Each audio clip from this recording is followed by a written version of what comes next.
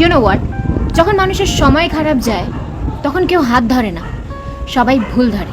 সময় আর বুদ্ধি না কখনো একসাথে আসে না। সময় থাকতে থাকতে কখনো বুদ্ধি আসে না, আর যখন বুদ্ধি আসে তখন সময় থাকে না। আর যাদের এই দুটো একসাথে আসে তারা খুবই লাকি।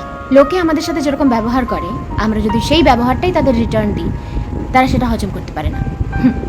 আর তখনই তুমি বাজে হয়ে যাবে তাদের কাছে। শোনো, কারোর ওপর অন্ধবিশ্বাস করা উচিত না, কারণ একজন অন্ধ মানুষও যখন দেখতে শেখে তখন সে প্রথমে ওই লাঠিটাকেই ফেলে যে লাঠিটা এতদিন তার সাথে ছিল। পরকে আপন বানানো অনেক সোজা, কিন্তু আপনকে আপন বানিয়ে রাখা অনেক বেশি কঠিন।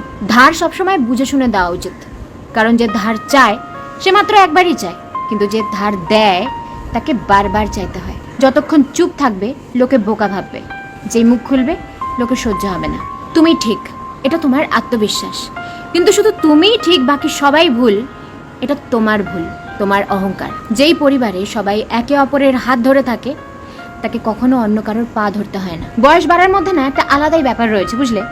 চোখ ঝাপসা হয়ে যায় ঠিকই, কিন্তু মানুষকে ঠিক চেনা যায়। মানুষ হলো অনেকটা আয়নার মতন, যখন ভালো থাকে তখন সবাই দেখে চলে যায়, কিন্তু যখন ভেঙে পড়ে তখন সবাই পাশ কাটিয়ে চলে যায়। দেখো, সম্পর্ক যাই হোক না কেন, একটা জিনিস মাথায় রেখো, যার কাছ থেকে তুমি আশা করবে সেই তোমার জীবনে তামাশা করবে। কাউকে নিজের মনের কথা অনেক ভেবেচিন্তে বলা উচিত, কারণ এটা স্ক্রিনশট এবং রেকর্ডিং এর জামানা। ইনভেস্ট ওখানেই করা উচিত যেখান থেকে রিটার্ন আসে, সেটা পয়সাই হোক, ইমোশনই হোক বা সময়। দেখো, ইগো, সেলফ রেসপেক্ট আমাদের সবার মধ্যে আছে, ঘমন্ড সবার মধ্যে আছে, কিন্তু ঝোঁকে সেই যে সম্পর্কের কদর বোঝে। পাগলের ভরসা কেউ করে না, কিন্তু কেউ এটা ভাবে না যে কাউকে ভরসা করেই তো সে আজ পাগল হয়েছে, তাই না?